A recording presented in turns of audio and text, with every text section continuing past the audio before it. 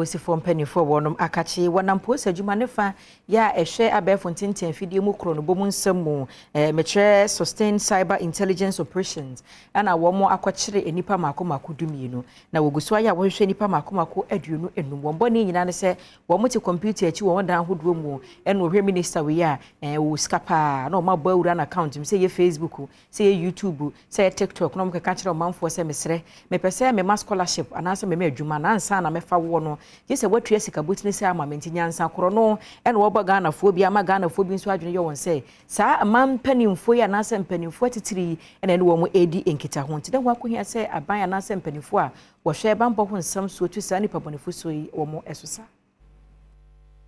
Posi adwuma ekori de nkrata abeto dwa wo mo kire se onam wo mo enhwehwemu eso akire enipa dumienu bi a osu se wo mo abefo ntentan so edim na hyebedwafo asoafo bambofo ene adwuma mu mpanimfo edin eje omanfo esika ewo kwanbone so ochinipe enipa aduonu no mu a osu se wo mo nso eka ho bie okire se nhwehwemu a wo yeye no wo hunu se enipa yi wo mo kwa abefo ntentan so a na social media account a eye enipa bi etese asoafo emra hyebedwafo ne mpanimfo ededa nwumako awodo ano dia no wabo awuremu a wagigi sika efiri omanfo ho se wobema wo mu adwuma scholarship ene niam bia ekeka ho waye ne saa ede bie fake social media account ahankono ne aduosom yensa 973 ya wode mpanimfo bi ewo mayimu edin en atoto ano a onam so edeji sika efiri omanfo eho enema bia wonya wo mo ho eye mobile phone 32 laptops yensa ena sim card aduonum 954 a osu se eno en wo mo edidi bone posi adwumayeko no echwese oye de betimi bia se be ya ta bonefo sem bi sei no ebetimi efiri omayimu ne senti wonia obi efre wo saa